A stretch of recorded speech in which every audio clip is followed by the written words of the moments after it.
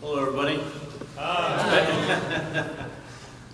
We are Psycho Crusher Productions, just the two of us, Jordan Levinson and me, Calvin Theobald.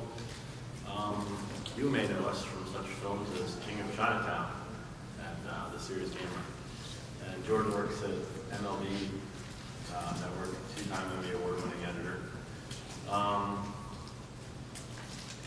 for the Sport Network. It's kind of cool. It's like he supports sports. Yeah. So this panel today is going to be about making documentaries with no budget.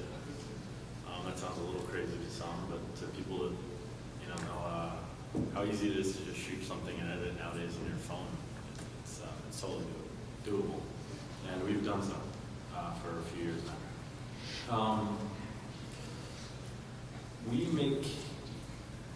The reason why we're here is, and the reason why we do what we do is to make gaming documentaries. And why we make gaming documentaries is so that we can make gamers as famous as the games that they play. You don't turn on the NFL network or NBA network and try to watch tips on NFL or like NBA. Everybody knows how to dribble a ball, right? Or like you don't want to learn how to pass a football. You want to learn like about the people behind the game, right? And actually the sport. And that's what we do with our films. So tonight's going to be about documentary filmmaking and how to do that with video games and actually make it so people want to watch it, make it interesting, and also with little or no budget. So we've got a quick little trailer for some of our work. It's like 47 seconds. We'll move on.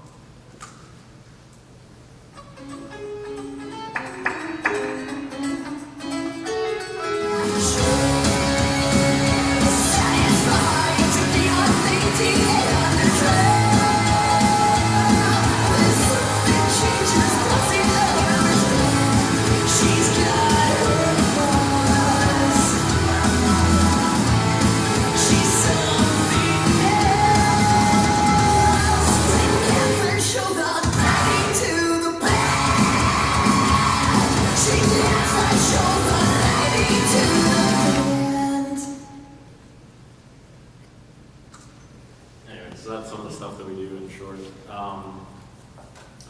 So right now we're actually filming what we're doing. So if you don't want to be filmed, I know that the CIA or the NSA is nearby, and if any of you work in Washington or whatever and can't be on a camera, you should leave now because you're being filmed. That's the disclosure. So when we make our videos, a lot of times one of the first questions is asked, like after a panel or after we've shown a video, is like, how did you make it? Where did you get the budget? And the answer is that it came out of pocket, and it really just as the weeks went on, like if we had to travel somewhere, we just traveled. So vacation time, or you're really not, as long as you keep it smart and make smart decisions, you're really not spending a whole ton of money.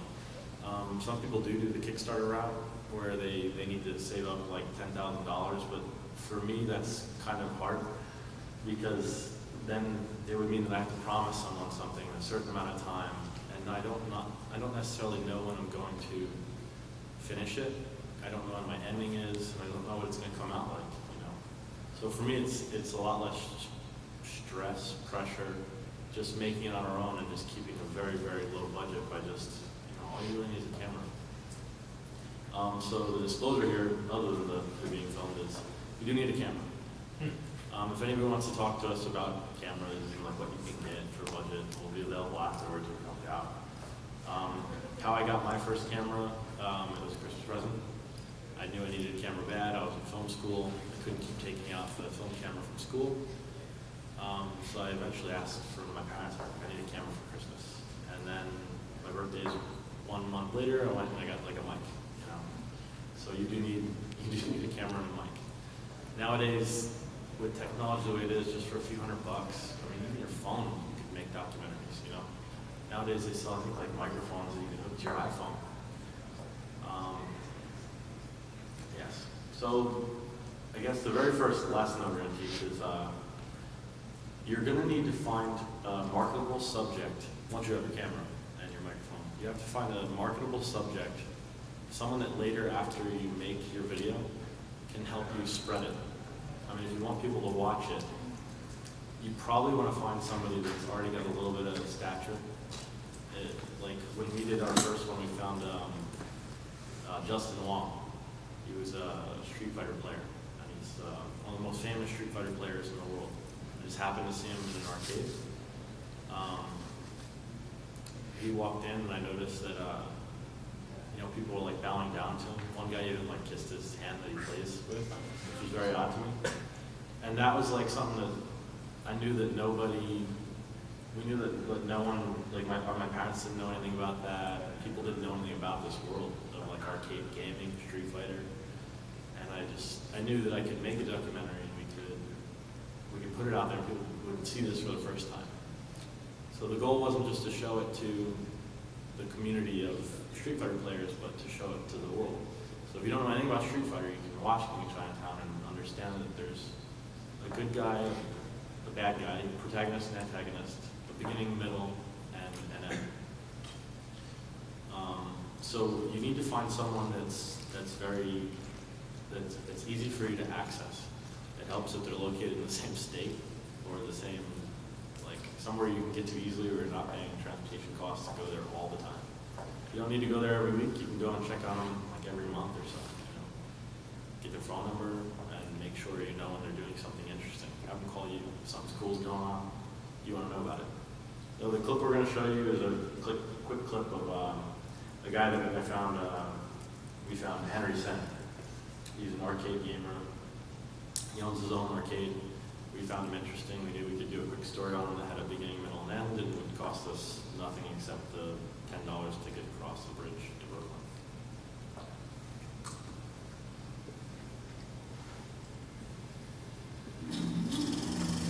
My name is Henry Sen, and we're at Next Level. I've owned this place for almost a year now. Wednesdays we have an event called Big 2. It's a tournament that happens weekly. Its games are Street Fighter, Arcade Edition 2012, and Ultimate Marvel vs. Capcom 3. I run like a dojo here. It's like, I'm the master here, and everyone else is like sort of student. One employee. I have, is Kuma. I'm not lazy, I'm poor. I'm going in poverty. Rent doesn't speak. My employees are not students, because no student is that ignorant. So we went to this arcade, we found these people that were enjoyable for us to watch. We thought that they were interesting, and we knew that not everybody in the world knew about these guys. But we knew that some people knew about them because they kind of had some internet status. We knew if we made a quick video on them, we'd get some hits, and it would lead to like a growth. And as long as we made a story behind it, it would grow. It had like 22,000 views within like a day or two. Just because, it's about Street Fighter, it's about an arcade, it's got a story, and it spread really fast. So it was nice that we had someone that was easy to sell in a way. So we knew it was worth our time. That's one thing. If you can find people that are like, you're not going to get like famous people for nothing, but like if you can find some people that have some notoriety in some way, it does help with marketing later. Next thing we're going to talk about is when you're filmmaking and you're trying to do it with a small budget, you can't be there all the time. You don't have 6 or 7 cameras, you don't have tons of people working with you, so you need to make sure it's really what you're filming is relevant. And when you're there that day, that you got everything you need. So 3 questions, there's some questions that we found that to ask every time while we're filming. If you ask these questions, you'll start to develop a story. We found you should always ask your subject, what are you trying to accomplish? What are you trying to accomplish now? What are you trying to accomplish later? What are your goals? Because you're going to be following them in something. I mean, as long as you don't want it to be like a documentary, like this is esports, you really want it to be a story, you need to know the goals and the drama. So you get that just by continuing every time you shoot, keep asking, what's your goal today? What happens if you get your goal? What happens if you win? What happens if you lose? You want to know, like, not only what what's the stakes? The biggest thing is to ask them, what do you have at stake if you get your goal today or don't get your goal, once you ask them about their goals. So know the goals and know what's at stake. If you always ask those questions, the more you keep filming, filming them, you'll eventually get somewhere because you're on a journey with this person. And also you'll start to learn what you're really looking for in your video. Because movies are about goals and stakes and drama, so the more you keep asking your subject what he's got at stake, the more you'll learn where you're going with it. Because you might not necessarily know where he's going. You might not necessarily know that he's going to win some tournament, and that's going to be the end of the movie, or if it's going to be he completely fails and stops playing games or something, you know. But whatever it is, you want to know what's at stake. So here's a quick clip, just someone with something at stake if they win or lose. A lot of people think pro gaming is about going out and winning. They don't understand that you're going to make a business out of it. There has to be some form of residual income, because if you don't win, the rent doesn't stop. The light doesn't stop. I have to give these guys the resources and the equipment to play their game, to stay on top of their skill.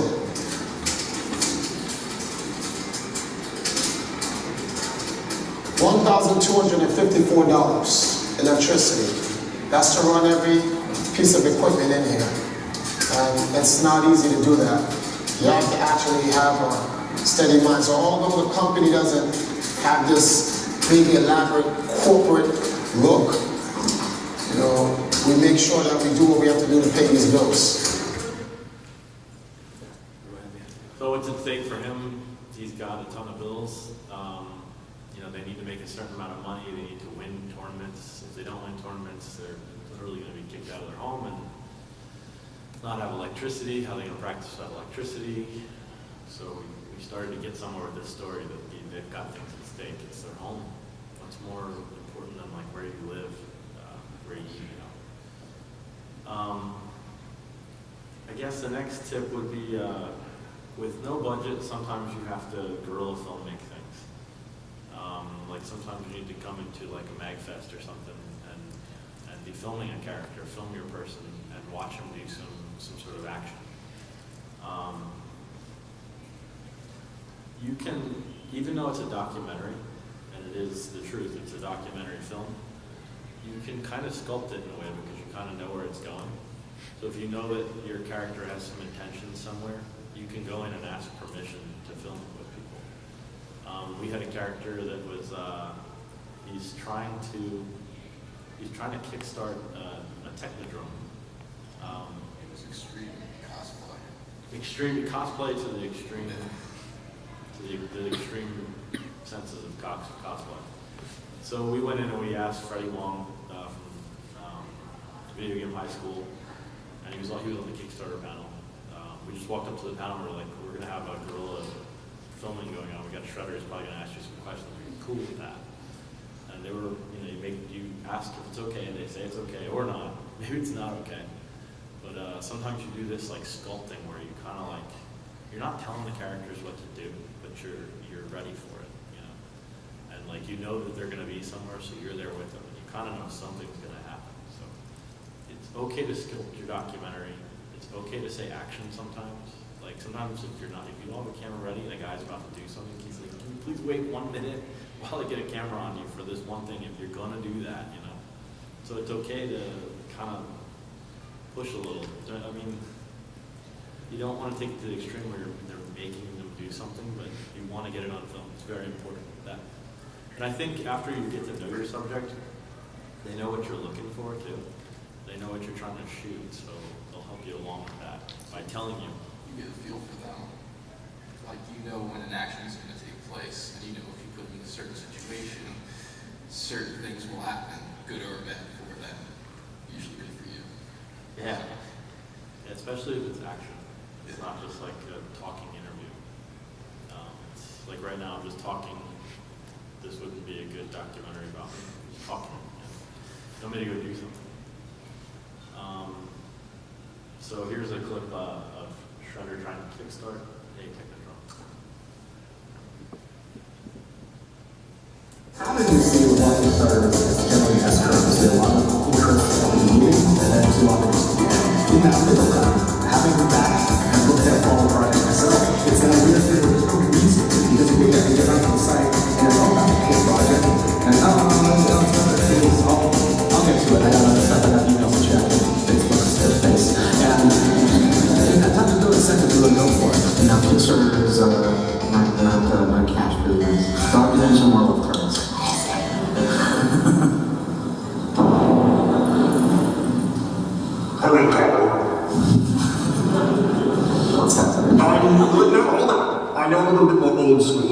heard of me. I'm just getting into this whole social media thing. Kickstarter only, when I kick things, they stop. But if I were to, say, need a giant goal, like, I don't know, whatever a Technodrome costs, okay? If I were to do that, what would be the best kind, like I'm talking like $1 trillion, what kind of perks or rewards would you suggest? It would help if you could make a new season of Veronica Mars. Yes. I've heard of this Roswell. What are your Veronica Mars on the Oculus? On the Oculus? The Oculus versus Mark. Like, would you say like $15 to have the Rat King come to your child's birthday party, or what would, like? At least 20 for that. Let's take an actual Yes. question. All right. Nice talk.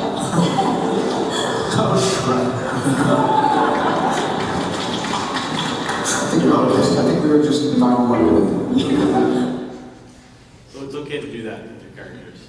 I mean, it is a documentary, but they're a character, so treat them like that. You know, they're not an actor, but if you're trying to tell a story about a person, don't just do these interviews where it's just a talking head. You want to get some action in there. And sometimes you got to put them in situations or try to get themselves to put themselves in those situations. Find the situation that they can be in that's going to give you something. That didn't cost us a thing. It just cost us the fuel to get to, where was that? Boston. Boston, PAX East. Yeah, PAX East. So like PAX East, really $50 split between two people, that's $25. I'd be eating anyway, you know. So I had a meal there. So there's no, it's not like you need to buy tape anymore or film. We just shot it. We didn't have to pay anybody. We didn't have to pay Freddie Wong. They didn't ask us for like a cut. We got his permission early, so they were really cool with it. So yeah, it doesn't cost anything. And people will watch it if there's a story. The next thing, another tip we can give you from our experiences is, this is actually a really good one for where we're at today, is networking with musicians. Music really helps move the story along. In one situation, we had 3 weeks of tournaments that our character was going to be in. And how in a 1 hour, 20-minute documentary are you going to put someone through 3 weeks of tournaments for Street Fighter? You know, how do you sum that up very quickly? You need a montage. What do you need with a montage? You need music. Unless you're a guitar player yourself or can come up with your own music, that's kind of hard. And I play drums, bass, guitar. He plays bass and guitar. And we're too busy making films to make music for film, you know. So that is the one thing I encourage you, especially this week, to lean on, is find people that make music, network with them. You know, maybe you'll shoot their music video or something. Maybe promise them a cut down the line or something. But you gotta know people that make music, because it's integral to how a scene plays out.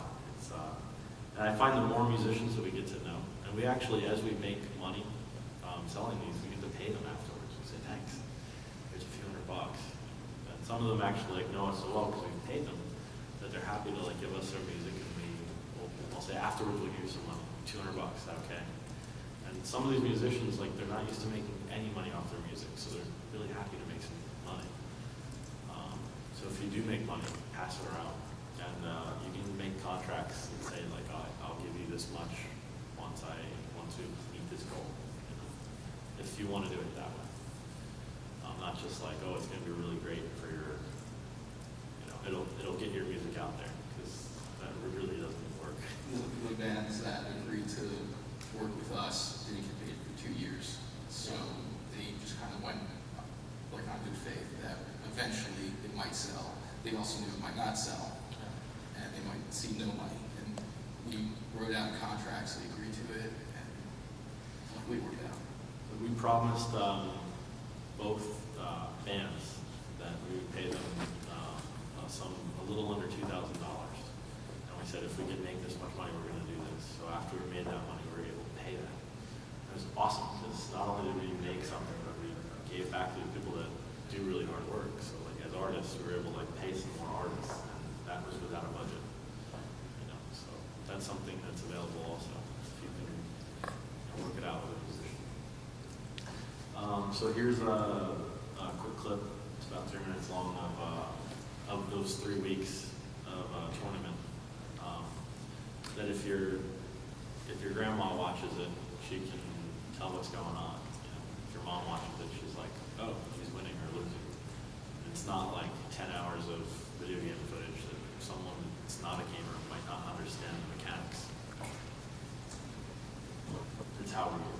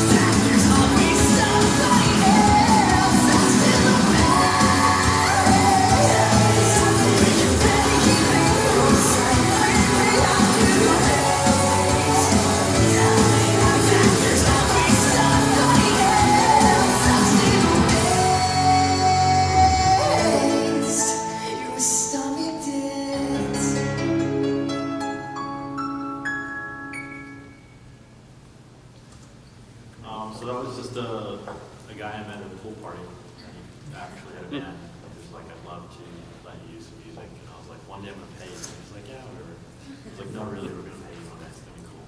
And he's a good friend of ours now. He'll give us music for free sometimes, bam. But it really helped to move along that action sequence. Did you want the mic started up a little bit, or you guys? Oh, if it's, is it, have you been able to hear us okay or no? Yeah. I can barely hear it. Sorry. I was just wondering if you were okay. Sorry about that. You're fine. So, actually, I got a quick question. So raise your hand on this one. How many cameras were used to film that? Anybody? If you win, you get every episode that we have of Gam3r on this. You first. Oh, I was just saying 2. 2? No. 1. Yep, you win. Thank you. So we only had one camera at the time, because it was the one camera that I had. This one. Crappy, I think it's worth like $10 on eBay now. But that was my Christmas gift that I used to make that. And then Jordan edited it. But the purpose of that is to say that we did that with one camera. We got a lot of reaction shots. I don't know if did you notice all the reaction shots? People like, oh, he hit him, oh, he lost. I wasn't pointing in one place all the time. I kept going to a reaction, to the gameplay, to the hands, and just moving around. So I guess the lesson there would be you've got to really know your subject. If it's a no budget thing, you can't recreate it. So you've got to know, like I played Street Fighter every night for like 4 or 5 hours. I never played Street Fighter 4 before, just so I can understand like when he's about to win, if it's not looking good for him, I can turn around at the right moment to get the reaction, or I can turn around to get the KO on the fight screen at the right time. And like, if you know the content well, and it will freely help you for your no budget, because creating moments over again just isn't a possibility. Especially if you're doing a documentary, the truth only happens once. So, good editing can look like a few cameras that are used there. Not just one camera.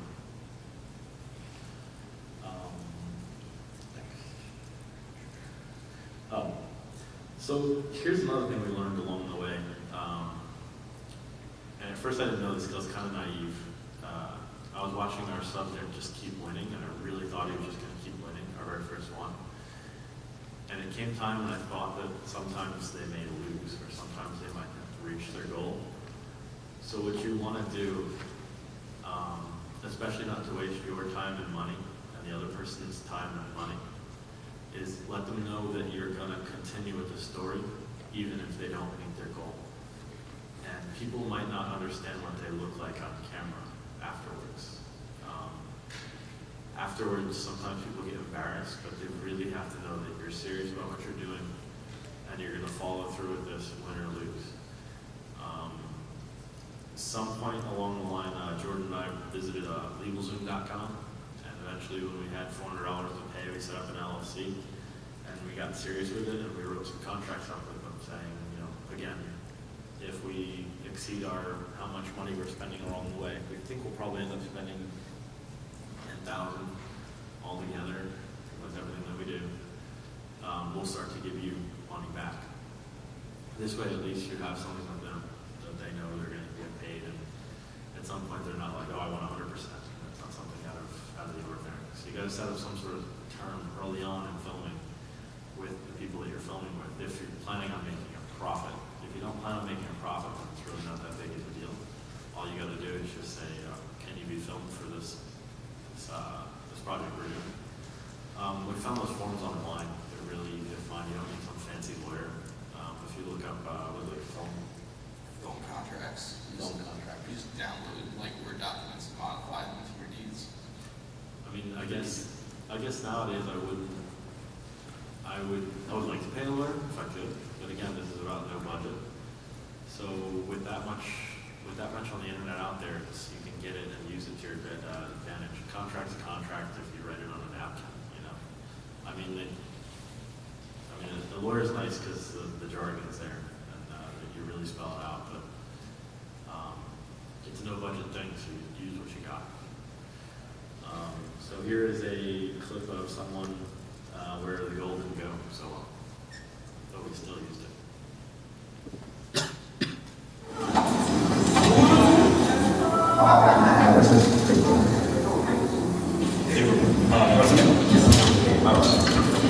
It says you have experience, lab at vegetable plant and current. And your boss is who again? Rex Ryan. Well, there's a lot of references, but I don't see a lot of experience, and there's no dates on this thing. So I don't know. Were you working for a year, 2 years? 5 years. 5 years. It would be good if you put it down on a piece of paper. But it says you do play paper. I don't know. So I'm curious, like, what do you expect to do here? Like, Reality, I just still mostly trade cards. trade cards? I don't think this resume is good. So it says you're really good shot, really good at video games, multitasking, experience with Vanguard, people's person, and you have selling experience online.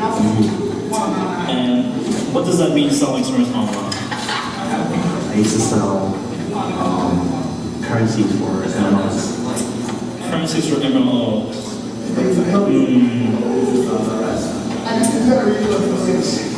don't think I can hire you. Not with this resume. That's fine with me. So that person afterwards was kind of like, you know, upset the way he like didn't really like how poorly he, I guess, represented himself with the resume that he made. And also the way he looked on camera, he was kind of embarrassed. But I had that conversation with him prior. I was like, you know, we're going to use it if you get the job or don't get the job. You know, if you get this job or don't get this job, I still got to make it. So they agreed to that up front. So I would really encourage you to make sure that your subjects know what they're getting into. And like, you do want to watch them win, right? Nobody wants to watch somebody fail. But you know, not all of us succeed in what we're trying to do. Or maybe we succeed in a different way. You don't know what that ending's going to be, and that's what makes it truth. So you gotta be ready for whatever truth comes out.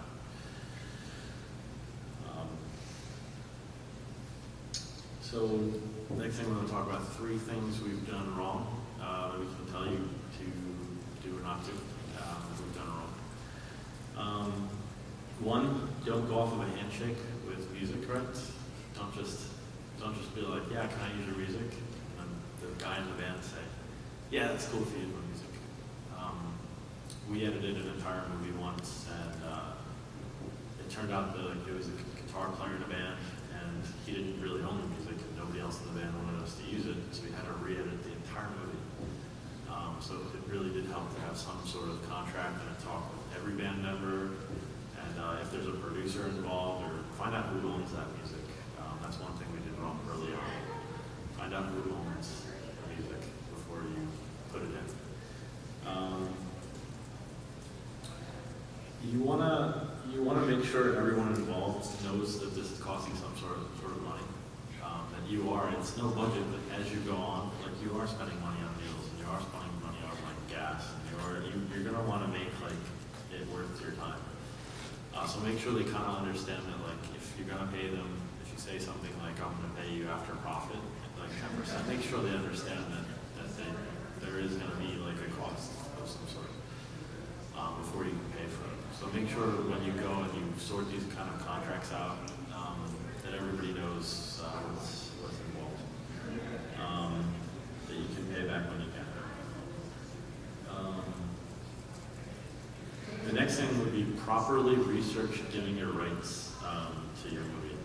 We went with a company called, actually, should I kind of name them? Why not? Okay. There never is anything. We went with a company, IndiePix. They own the rights to our movie. We signed with them, and For distribution. Yeah. We didn't really look up the company's background before we went with them. We were just so happy to get the distribution deal that we were like, oh great, you want to sign our movie? I read the contracts. The contracts all seemed pretty legit. Went over them, but they had a tendency of not paying, I guess, their filmmakers. We could have found that out early on if we researched them a little better.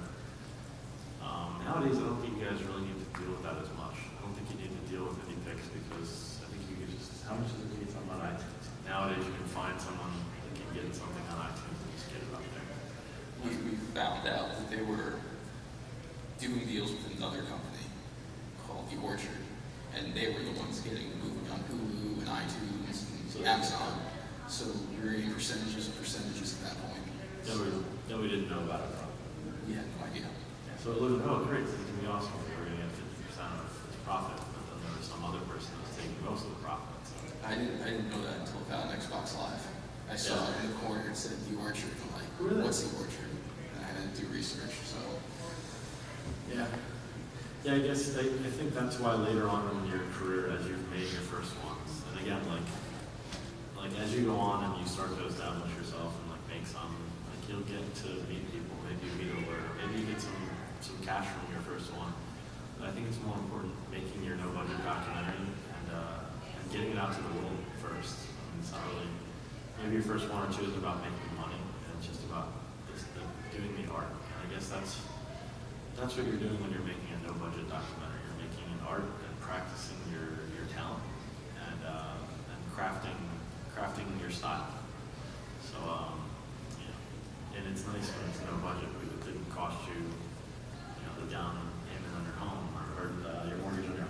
I've seen some people do mortgage on their home, and then fail miserably. That's terrible. So we've been able to do this. We've been doing it for years. It's cost us nothing, and we enjoy doing it. So I just want to stress to you, make games, make movies about gamers. If you make movies about gamers and actually show their personality and the drama, that's the way we're going to get esports bigger and grow esports, much like regular sports. That's the only way gamers will be as famous as the game that they actually play.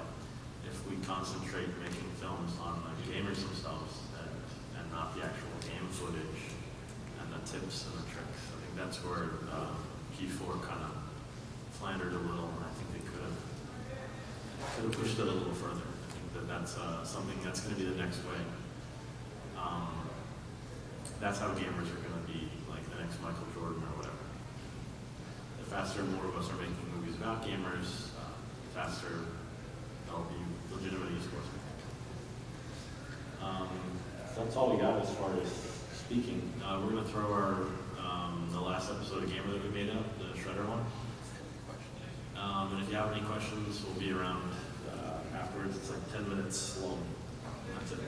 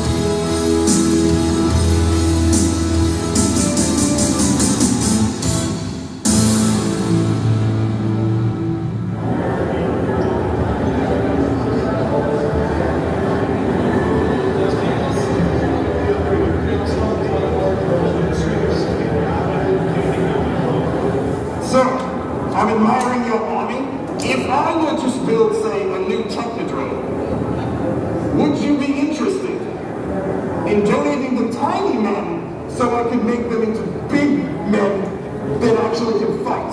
Would you like to take a couple and try it out later? I might.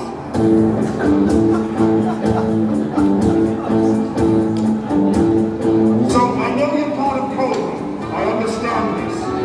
I'm starting my own youth outreach program called the Foot Club. There's free cigarettes and Walkmans from the 80s, and you can skateboard around all day. Alright, you pussy. Come on, no. Ben, Catwoman, do you have Twitter? I've heard of this Twitter thing. No. No? No Twitter? Would you like to join? I'm starting a youth outreach program called the Foot Club. That was a shot. And I love this. This is all. It looks almost like ooze. Are you? This is mutagen, yo.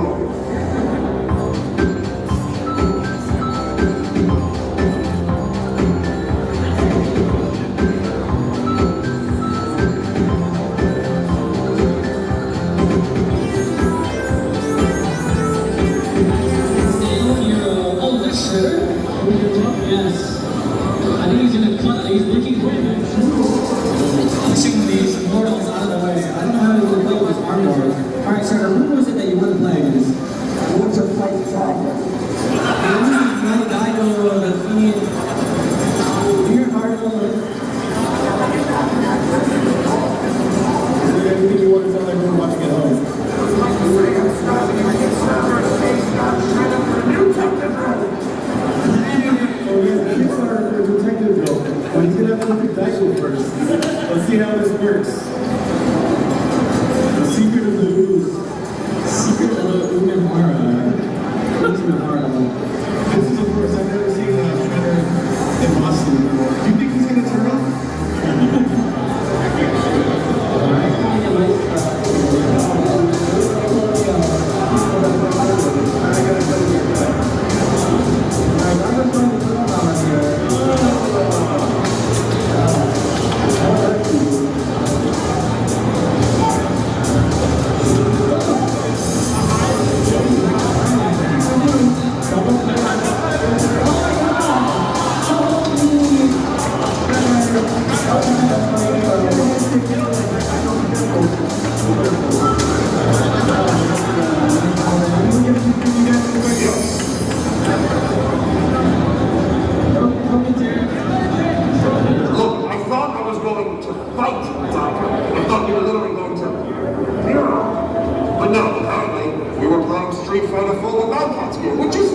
I like a good game now and then.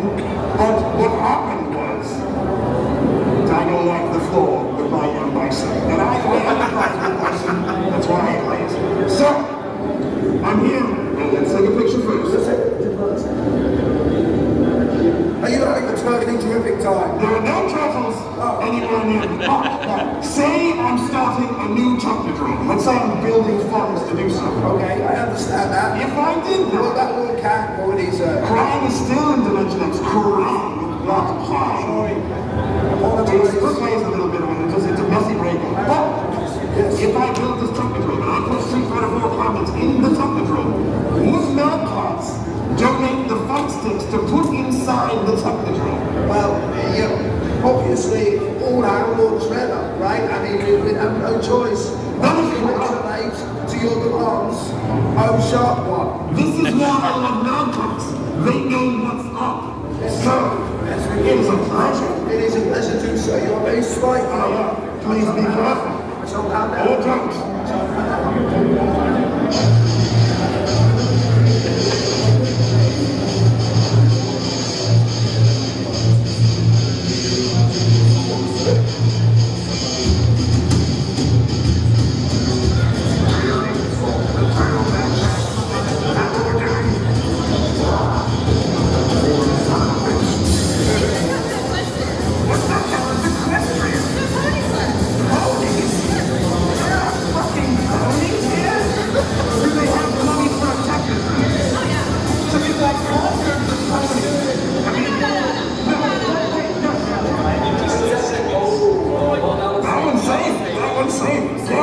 It's wonderful to meet you. Hey, it's wonderful to meet you too. And Sean, very nice to meet you. Not this one now. No, not this one. Just that one. Not very Nice to meet you. Yes. Gentlemen, I'm a big fan of your work. Oh, thank you. I own all of these already. Wow, of course. I want your opinion on something, if you don't mind. Sure. And Garrett, please chime in. Are you all right? Oh my God. I would say I'm sorry, but I'm not. If I were to start, say, a Kickstarter, I've heard of these Kickstarter things. Would you donate money for a new technodrome? For you? Not well, for all of you, be part of the foot. His boss. Whoa. Call him like I see him. Look, we had a falling out. I'm sorry. Sir, I'm going to kill you eventually, but right now, I appreciate your effort. Well, that's what matters is what we get to do. Yes. We could now put the flowers on the gate out of mind. You know, I'm trying. Now tell me what you think of this. I'm going to throw it out there. Kickstarter. Alright. I've heard of it. You've heard of it. I've heard of it. You think the foot should go crowdsourcing? Here's what I'm doing. Here's what's going on. Alright. So, if I did a Kickstarter to say maybe make some sort of subterranean 12-level device with an eye on top, right? I mean, not a techno drone, so to speak. Or techno dome. This guy. Alright, if I were to do that, what would be like good rewards? I would say with membership, I would want to be an official member of the foot. Of course, well, it's a youth outreach program now. Yeah. The skateboards and Walkmans, and menthol or not menthol, you know the drill. You've been to the hideout. How about you say that I've been to a couple of your public speeches? Yes. Alright. A couple of your outreach programs. So what do you think? Okay, you gotta think of the high tier stuff though. For people who've got money but don't know where to put it into. Okay. So what about being on your board of directors? Not like a bebop and rocksteady, like a crime. Yeah, like it's nice. Or those assholes that are made out of rock. Because what if Trump wants to put themselves into it? You know, how would you like him to be on your board? I mean, the hair might get in the way, I don't know.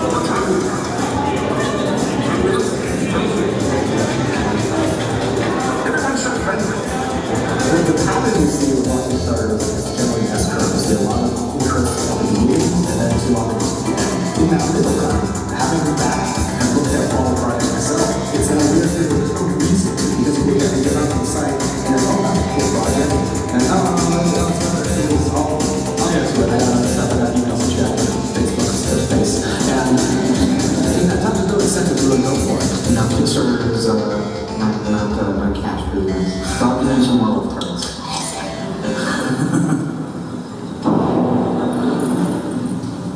Hello, Paul. What's happening? No, hold on. I know I'm a little bit more old school. You might have heard of me. I'm just getting into this whole social media thing, Kickstarter only, and I kick things to stop.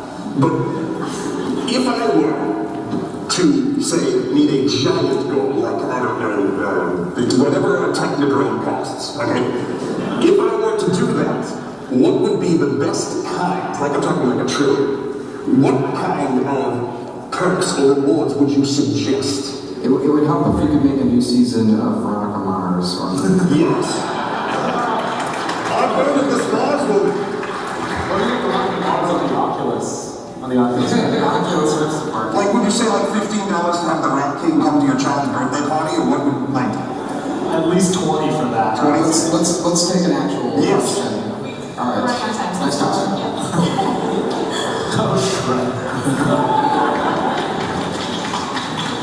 I think we were just vinyl marketing. Oh, it's not a serious project. It's going to be very serious when it's rolling over Manhattan, Paris, Germany, whatever city you're in Germany. It's going to be, I don't even know, just, we'll see. When the day of reckoning comes and I'm ruining your world, including, well, whatever, I'll start kicking some things to stop that. Oh, no, I'm sorry that I wasted your time. You know, whatever. I'm just going to go to Craig. He'll be fine. Dimension experience, whatever. So we use that video as the ending example because it had a lot of things we talked about. Talking to somebody beforehand, watching their goals, knowing what they were into, he played Dago for like 10 minutes, but we only showed like 30 seconds to not bore people who didn't know anything about video games.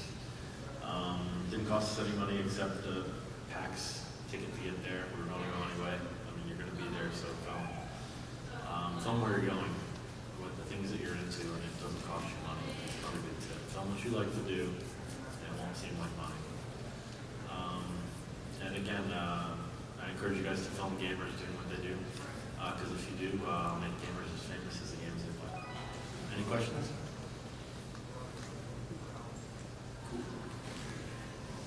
Do you have any concerns with releases, with showing people on screen that you haven't talked to, or like when you're going to film a live event?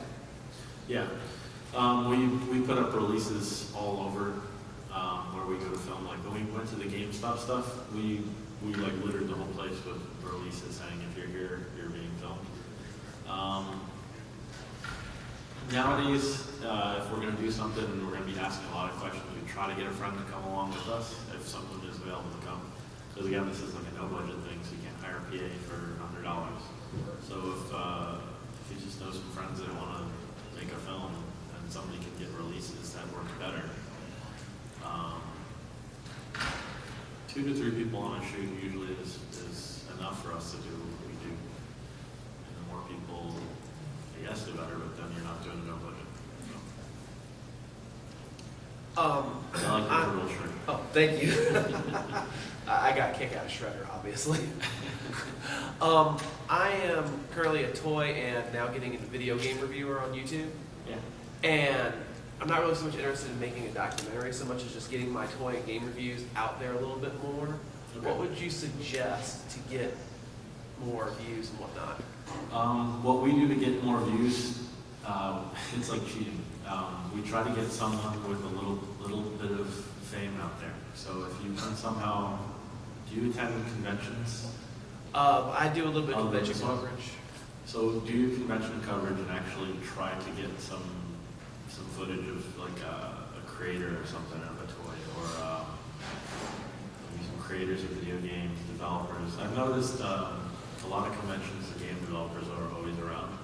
So if you get a bit of notoriety peppered in there, you'll find that that their names, they kind of like spread, and you can get them to help you spread. The other thing we got into is forums. We got into, there's a forum for Street Fighter called Shoryuken, and every time we did something for Street Fighter, we would get in contact with the moderators and get them to post on the front page of the forums. So So do a lot of viral marketing yourself as well. Like try to get, I know there's probably tons of toy forums and game forums, you know, like Kotaku, try to get Kotaku to post some of your stuff. We've gotten Kotaku to post us like 3 or 4 times, and afterward you get a flood. It's like you can't even control it. And that sounds crazy. That sounds like that might not happen. They wouldn't do it, but they do. They do sometimes with few. Did I pronounce that right? Is it Kotaku or Kotaku? Kotaku or Kotaku? Let me know. I think it's pronounced Kotaku. I'm not sure. Okay. I've heard it pronounced both ways. But they will, if you keep trying to, what I've been doing recently is going on Twitter, finding people that do, finding different editors at Kotaku or IGN or any of these things and just kind of hitting them and just saying, hey, can you retweet this? Or check this out. It has a, try to come up with some catchy, just something to say to them. Use the internet, and that's probably something to know. Really get others to do the work for you. There's a book out there called Malcolm Gladwell. It's called The Tipping Point, and it talks about marketing and how you could tell one. You could give a link or tell someone that doesn't know many people one thing, and it'll only go around like a slight bit. But if you can find people that know a lot of people, and they can tell some people, and it kind of spreads like wildfire.